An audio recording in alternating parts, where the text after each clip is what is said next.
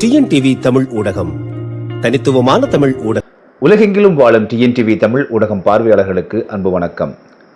தமிழர்கள் உண்மையான அரசியலை அறிந்து கொள்வதற்கு, புரிந்து கொள்வதற்கு கடந்த 50-60 ஆண்டு காலமாக ஒரு வாய்ப்பையே ஏற்படுத்தி தரவில்லை இந்த திராவிட முகமூடி அரசியல் கட்சிகள்.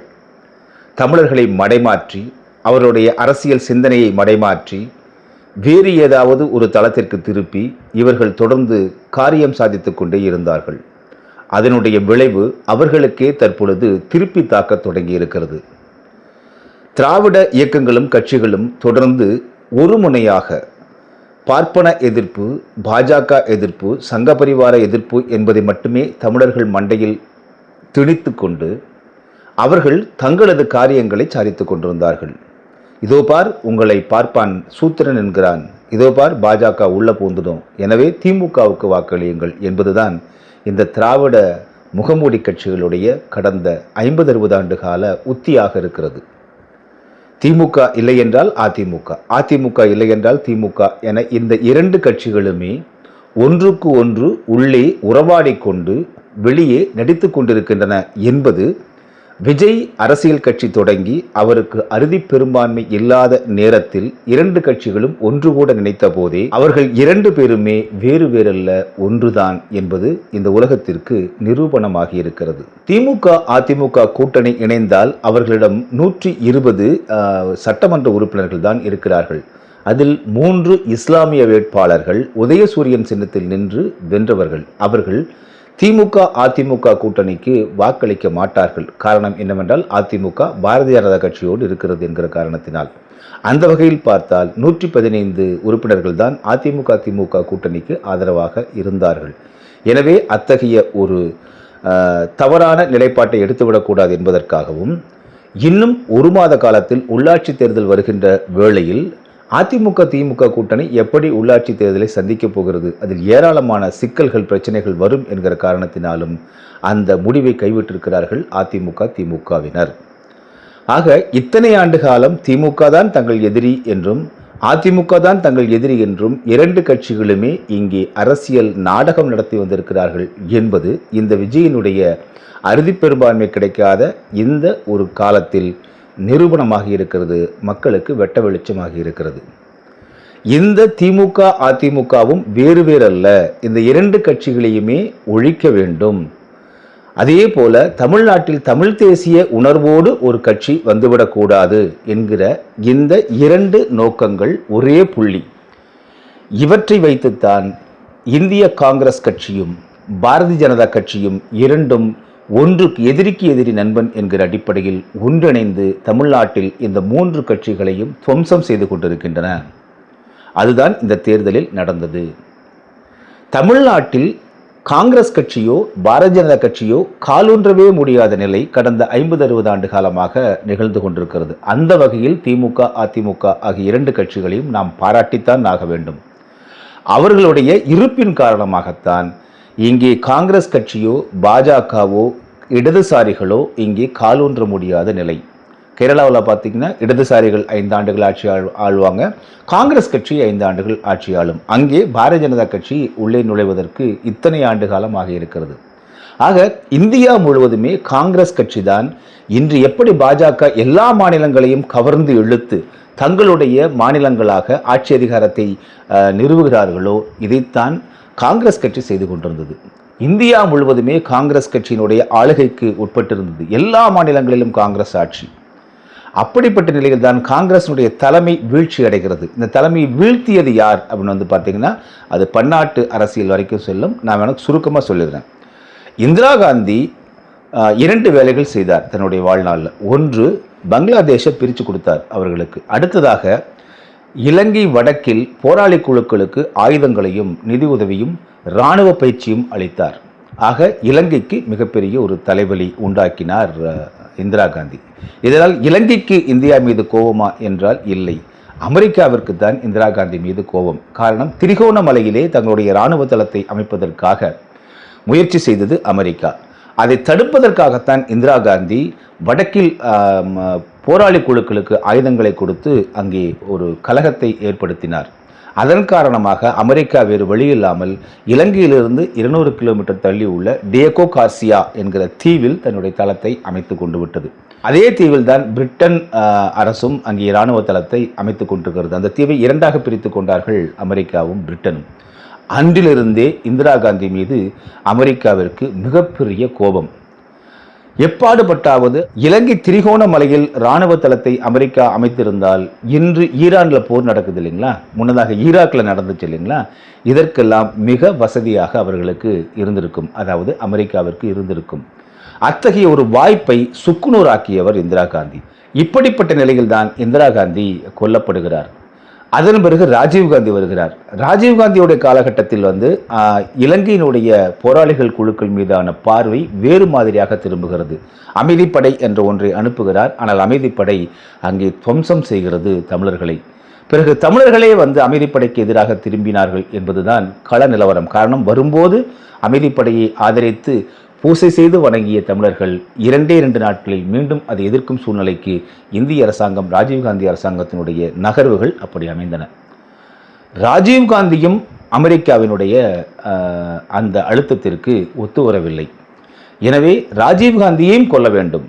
அதற்கு யார் மீது பழி போடுவது? ஒரே கல்லில் 2 மாங்காய். மிக முக்கியமாக அதை கவனிக்கணும். ராஜீவ்காந்தியும் கொல்லப்பட வேண்டும், போராளி இயக்கத்தின் மீதும் பழி விழ வேண்டும், இலங்கையில் உள்ள தமிழர்களுக்கும் ஒட்டுமொத்த இந்தியாவுக்கும் பிரிவினையை உண்டாக்க வேண்டும் என்கிற இந்த ஒரே கல்லில் 2 மாங்காயை அன்று அடித்தது அமெரிக்காவும் அமெரிக்காவின் பின்னணியில் இருக்கக்கூடிய இஸ்ரேலின் மொசாட் உளவு அமைப்பும். இந்த மொசாட் உளவு அமைப்பு 1984ஆம் ஆண்டே இலங்கையில் அலுவலகம் அமைத்து விட்டது. அமெரிக்க தூதரகத்தின் ஒரு பகுதியில்தான் இந்த இஸ்ரேலினுடைய மொசாட் இயங்கிக் கொண்டிருக்கிறது. 1983ஆம் ஆண்டு கருப்பு ஜூலை கலவரத்திற்கு பிறகு 1984ஆம் ஆண்டு இஸ்ரேலினுடைய மொசாட் உளவு அமைப்பிற்கு அலுவலகம் அமைத்து தருகிறார் அப்போதைய அதிபர் ஜெயவர்தனே. மொசாட் உளவு அமைப்பு இலங்கைக்குள் கால் வைத்த போதே அதை எதிர்த்தவர்கள் வடக்கு கிழக்கில், குறிப்பாக கிழக்கில் இருந்த இஸ்லாமியர்கள், தமிழ் இஸ்லாமியர்கள் அதனை கடுமையாக எதிர்த்தார்கள். அப்பொழுது ஜெயவர்தனேவிடம் கேட்டபோது, ஒரு பேயை விரட்டுவதற்கு பிசாசை நான் கொண்டு வருவதில் தவறில்லை என்று அன்று போராளி இயக்கங்களை பேய்கள் என்றும் முசாட்டை பிசாசி என்றுமே ஒப்பிட்டு அன்று அனுமதித்தார் ஜெயவர்தனே. 84ஆம் ஆண்டிலிருந்து மொசாட் உளவு பிரிவு இலங்கை அரசினுடைய அதிகாரபூர்வமான தோழனாக, கூட்டாளியாக இருந்து கொண்டு போராளிகளுடைய ஒட்டுமொத்த போரை கொன்றொழித்து இறுதியாக 1.5 லட்சம் மக்களை, அப்பாவி மக்களை கொன்றொழித்து அந்த போரை முடிவுக்கு கொண்டு வந்தது. அதன் பிறகு இலங்கையில் தமிழ் உணர்வு என்பதே ஏற்படக்கூடாது, அப்படி ஒரு போர் நடந்ததோ, போர்க்குற்றம் நடந்ததோ, இனப்படுகொலை நடந்ததோ வெளி உலகத்திற்கு அடுத்தடுத்த தலைமுறைகள் முழுமையாக மறக்கடிக்கப்பட வேண்டும், வெளி உலகத்திற்கு தெரியப்படக்கூடாது என்கிற வேலை திட்டத்தோடு செயல்பட்டு கொண்டிருக்கிறது இந்த இலங்கையில் உள்ள மொசாட் அமைப்பு. இப்படிப்பட்ட ஒரு தேவை இலங்கை அரசாங்கத்திற்கு இருக்கிறது. இலங்கை அரசாங்கத்திடம் ஒப்பந்தம் போட்டுத்தான் 1984ஆம் ஆண்டிலிருந்து மொசாட் இந்த பணிகளை செய்து கொண்டிருக்கிறது. ஆக இலங்கையில் அனுரகுமார திசநாயகா தற்பொழுது வந்திருந்தாலும் அவருக்கு பின்னணியில் இந்த செயல் திட்டங்களை எல்லாம் வகுத்து கொடுப்பது, வேலை திட்டங்களை எல்லாம் வகுத்து கொடுப்பது இஸ்ரேல் உளவு அமைப்பான மொசாட்டும் இந்திய உளவு அமைப்புகளும் இணைந்துதான் இந்த காரியத்தை செய்கின்றன. இதற்கு பின்னணியில் காங்கிரஸ் கட்சி தொடர்ந்து இருந்து கொண்டே இருக்கிறது. காங்கிரஸ் கட்சிக்கு ஒரு தனிப்பட்ட வெறுப்பு தமிழர்கள் மீது இருந்து கொண்டே இருக்கிறது. ராஜீவ் படுகொலையை காரணம் காட்டியும், அதே போல அமைதிப்படைக்கு எதிராக, இந்திய இராணுவத்துக்கு எதிராக போராளி குழுக்கள் செயல்பட்டது என்கிற அந்த காரணத்தையும் வைத்துக்கொண்டு அந்த பழியை தீர்ப்பதற்காக தொடர்ந்து காங்கிரஸ் கட்சி கண்களில் விளக்கெண்ணெய் விட்டு பார்த்து கொண்டே இருக்கிறது.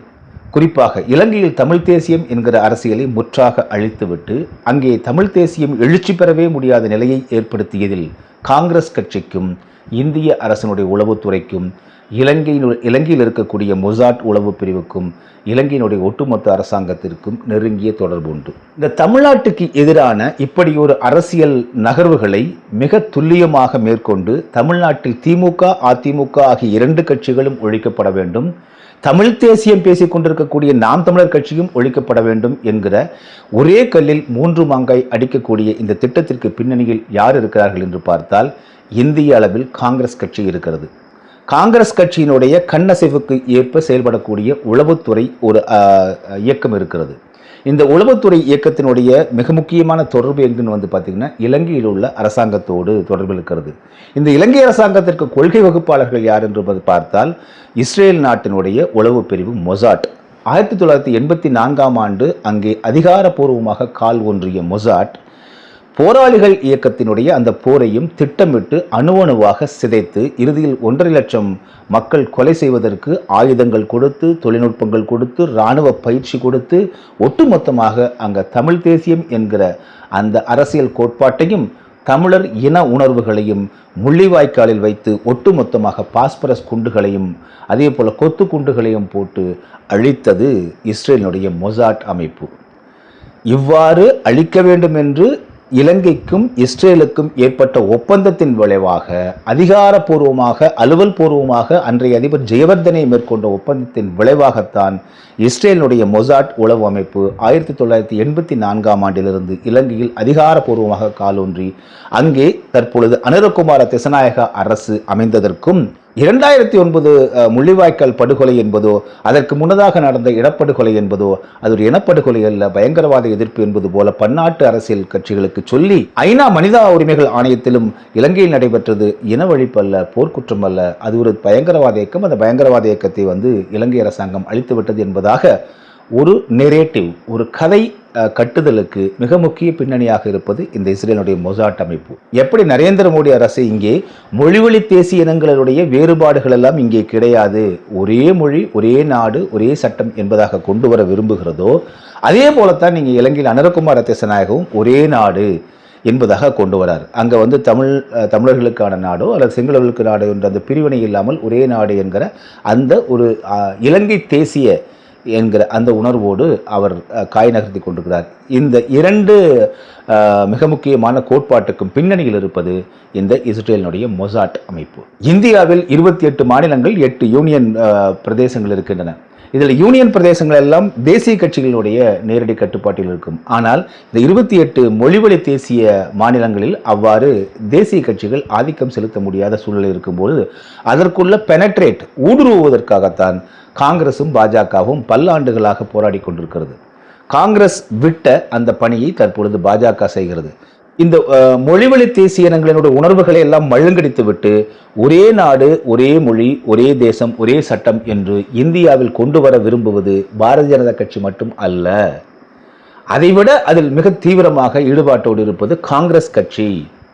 காங்கிரஸ் கட்சி தான் முதலாக இந்த இந்திய தேசிய அரசியல் என்கிற ஒரு புதிய தேசிய அரசியலை கட்டமைத்தது. இந்தியா பல்வேறு சமஸ்தானங்களாக மாநிலங்களாக இருந்தபோது அதை ஒட்டுமொத்தமாக இந்தியா என்று ஒட்ட வைத்தது பிரிட்டிஷ்காரர்கள். அதை அப்படியே மீண்டும் தொடர்ந்து ஒரே இந்தியா என்கிற அந்த அரசியல் கோட்பாட்டோடு ஒரே நாடு, ஒரே மொழி என்கிற இந்திய தேசிய அரசியலை கட்டமைத்த பிரிட்டிஷ்காரர்களுடைய அந்த நீட்சியாக அதை தொடர்ந்து இன்றளவும் எடுத்துக்கொண்டு கொண்டிருப்பது காங்கிரஸ் கட்சி. காங்கிரஸ் கட்சியிடம் இருக்கக்கூடிய மிக ஆழமான, அழுத்தமான, தடிமனான இந்திய தேசிய அரசியல் என்கிற கொள்கை பாரதிய ஜனதா கட்சியிடம் கூட கிடையாது. பாரதிய ஜனதா கட்சியை பொறுத்தவரையில் இந்திய தேசம் என்பதை விட அவர்களுக்கு பாரத தேசம் ஒரு இந்து தேசம் என்கிற அந்த கோட்பாட்டில் தான் அவர்கள் மிக கவனமாக இருக்கிறார்கள். ஆனால் காங்கிரஸ் கட்சியினுடைய இந்திய தேசிய அரசியல் என்பது இரக்கமற்றது, எந்த விதமான சமரசமும் அற்றது. அவர்களை பொறுத்தவரையிலும் மொழிவழி தேசிய இனங்கள் என்பது இங்கே இருக்கக்கூடாது, அது ஒரே இந்தியாவாக இருக்க வேண்டும், அது காங்கிரஸ் கட்சியினுடைய அரசாக இருக்க வேண்டும். அதை நிறுவுவதற்காகத்தான் அவர்கள் தொடர்ந்து பாடுபட்டு கொண்டிருக்கிறார்கள். எப்படி பாரதிய ஜனதா கட்சிக்கும் காங்கிரஸ் கட்சிக்கும் தமிழ்நாட்டில் காலூன்ற முடியாமல் இருக்கிறதே என்கிற கவலையும் ஏக்கமும் கோபமும் ஆத்திரமும் இருக்கிறதோ அதன் விளைவுதான் தற்பொழுது பார்த்தீங்கன்னா தமிழ்நாட்டில் திமுக அதிமுக ஆகிய 2 கட்சிகளும் ஒழிக்கப்படுகின்றன. சரி, திமுக அதிமுக கட்சிகள் அவர்கள் ஊழல் செய்திருக்கிறார்கள், அவர்களை ஒழிப்பது சரி. அது ஏன் நாம் தமிழர் கட்சியை ஒழிக்க வேண்டும்? இங்கேதான் நாம் தமிழர் கட்சியினுடைய எழுச்சி அதிகமாக எரிச்சல் ஊட்டியது காங்கிரஸ் கட்சிக்கு தான். காங்கிரஸ் கட்சியினுடைய பின்னணி நமக்கு தெரியும். ராஜீவ்காந்தி படுகொலையிலிருந்து, அமைதிப்படை அனுப்பிய காலத்திலிருந்து தமிழர்களை கொன்றொழிக்க வேண்டும் என்கிற ஒரு புதிய ஒரு சிந்தனையை காங்கிரஸ் கட்சியின் ராஜீவ்காந்திக்கு உருவாக்கியது யார் அப்படிங்கிற கேள்வியில் நீங்கள் பார்த்தீங்கன்னா விடை கிடைக்கும். ஆக ராஜீவ்காந்தி தமிழர்கள் மீது முதல்ல ஒரு தவறான புரிதலோடு இலங்கையில் அவர் அமைதிப்படையை அனுப்பி அங்கே நடத்திய கலகம், அதற்கு பின்னணியில் யார் இருந்ததுன்னு பார்த்தீங்கன்னா இந்திரா காந்தி கொன்றது யாரோ அவர்கள் தான் ராஜீவ்காந்திக்கு அப்படி ஒரு தவறான முடிவை கொடுத்தார்கள். அந்த தவறான முடிவின் ஊடாக ராஜீவ்காந்தி கொலை செய்யப்பட்டார். அந்த ராஜீவ்காந்தி கொலை செய்யப்பட்ட பழி தமிழர் போராளிகள் மீது சுமத்தப்பட்டது. தமிழர் போராளிகளுக்கும் இந்திய அரசுக்கும் இடையே பிரிவினை உண்டாக்கியது. ஒரே கல்லில் பல மாங்காய்கள் அன்று அடிக்கப்பட்டன. அந்த அரசியல்தான் தற்பொழுது மீண்டும் வெளியே தலைகாட்ட தொடங்கி இருக்கிறது. தமிழ்நாடு காங்கிரஸ் கட்சியில் நீண்ட நெடுங்காலமாக மேலையும் கீழையும் போகாமல் ஒரே ஒரு செய்தி தொடர்பாளர் என்கிற பொறுப்பிலேயே இருந்து கொண்டிருக்கக்கூடிய திருச்சி வேலுச்சாமி ஐயா இருக்கார் இல்லைங்களா? இவர் காங்கிரஸ் கட்சியினுடைய மிக மூத்த கொள்கை வகுப்பாளர் என்றே சொல்லலாம், திட்ட வகுப்பாளர் என்றே சொல்லலாம். ஆனால் அவருடைய பொறுப்பு செய்தி தொடர்பாளர் என்பதாகத்தான் இருக்கும். தமிழ்நாடு அரசியலிலும் கடந்த காலங்களில் மிக முக்கியமான திருப்பு முனைகளுக்கு காரணமாக இருந்தவர் திருச்சி வேலுச்சாமி ஐயா. இவர் காங்கிரஸ் கட்சியினுடைய மிக முக்கிய பொறுப்பில் இருக்கிறார். காங்கிரஸ் கட்சி அவரை இப்போதும் கௌரவமாகவே வைத்திருக்கிறது. காரணம் என்னவென்றால், எப்படி இந்தியாவிற்கு சுப்பிரமணியன் சுவாமி ஒரு அரசியலினுடைய நகர்வுகளுக்கு மிக முக்கிய காரணமாக இருக்கிறாரோ, அதே அளவு வலிமை படைத்தவர் தான் திருச்சி வேலுச்சாமி ஐயா அவர்கள். தமிழ்நாட்டினுடைய மிக முக்கியமான அரசியல் நிகழ்வுகளுக்கு பின்னணியில் திருச்சி வேலுச்சாமி ஐயா நிச்சயமாக இருப்பார். அப்படிப்பட்ட நிலையில்தான் தற்பொழுது திருச்சி வேலுச்சாமி ஐயா அவர்களும் தாவேகாவில் இருக்கக்கூடிய ஆதவ் அர்ஜுனா அவர்களும் இரண்டு பேரும் தற்பொழுது ஒன்று சேர்ந்து இந்த இந்திய தேசிய செயல் திட்டத்தை விஜயின் மூலமாக நிறுவுகிறார்கள். தமிழ்நாட்டில் இந்திய தேசிய காங்கிரஸ் கட்சி ஆட்சியாள வேண்டும், அதிகாரத்தை பிடிக்க வேண்டும் என்கிற இந்த நோக்கத்திற்காக செயல்பட்டு கொண்டிருக்கக்கூடியவர்கள் தான் தாவேகாவில் உள்ள ஆதவ் அர்ஜுனாவும் காங்கிரஸில் உள்ள திருச்சி வேலுச்சாமி ஐயா அவர்களும். இந்த இணையர்களுடைய மிக முக்கிய பங்களிப்பு தான் தமிழ்நாட்டில் தற்பொழுது விஜயினுடைய அரசியலுக்கு மிக முக்கிய விதையாக இருக்கிறது. தாவேகாவிற்கு காங்கிரஸ் கட்சி ஆதரவு கொடுக்க வேண்டும், விடுதலை சிறுத்தைகள் கொடுக்க வேண்டும், இடதுசாரிகள் கொடுக்க வேண்டும் என்பது இப்போதைய திட்டம் அல்ல. திமுகவிலிருந்து இடம் மாறிய ஆதவர்ஜனா விடுதலை சிறுத்தைகளில் இப்படி ஒரு கலக குரலை உண்டாக்குகிறார். அதன் பிறகு தாவேகாவிற்கு சென்று இந்த செயல் திட்டத்தை உருவாக்குகிறார். செயல் திட்டத்தை உருவாக்கும் போதே ராகுல் காந்திக்கும் மு.க. ஸ்டாலின் அவர்களுக்கும் இடையே ஒரு பிணக்கு ஏற்படுவதை நீங்க பார்க்கலாம்.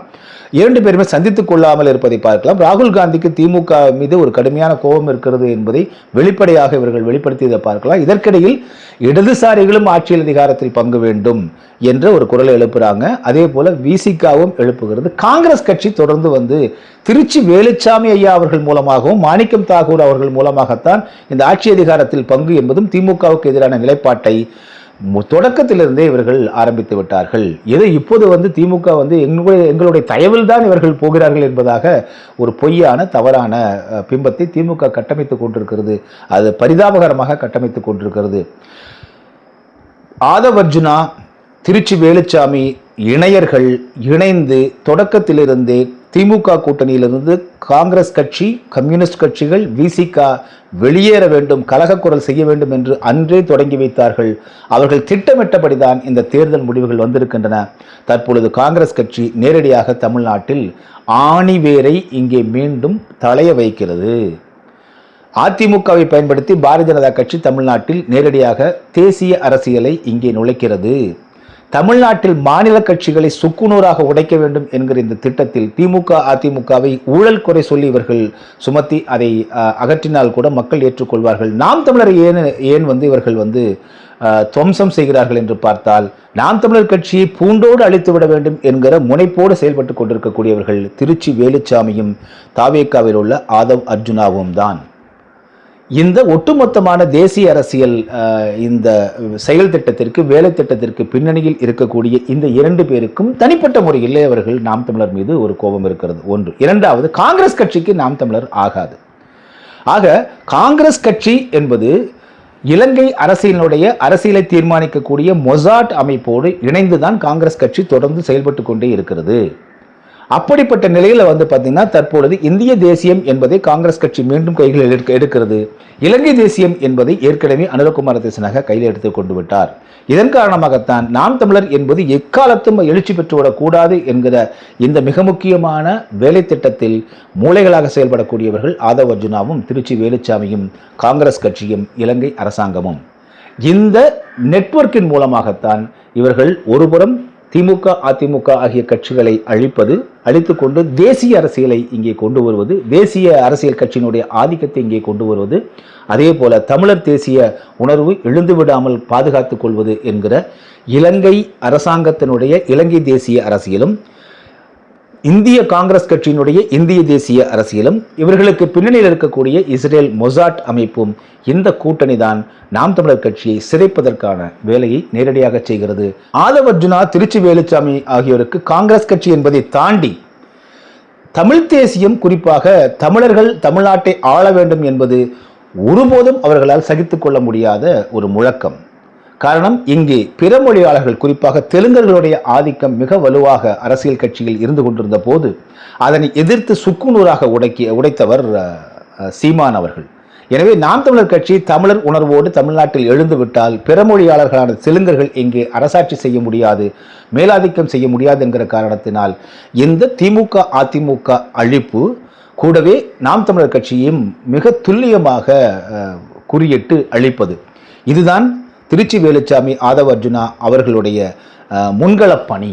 அதற்கு பின்னணியில் காங்கிரஸ் கட்சியும் இலங்கை தேசிய அரசு, அதே போல இஸ்ரேல் மொசாட் உளவு பிரிவும் இருக்கின்றன. இதை நம்ம சொன்னோம்னா இது மிகப்பெரிய கற்பனையாக இருக்கிறதே என்றெல்லாம் சொல்வார்கள், விமர்சனங்கள் வரும்.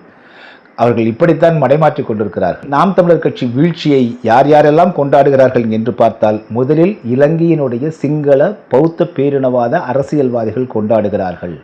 நாமல் ராஜபக்ச கொண்டாடுகிறார். இந்த அரசியல் பின்னணியில் நீங்கள் நாம் தமிழர் கட்சியுடைய வீழ்ச்சியை நீங்கள் ஆய்ந்து பார்த்தால் பல விடைகள், பல பேருண்மைகள் உங்களுக்கு கிடைக்கும்.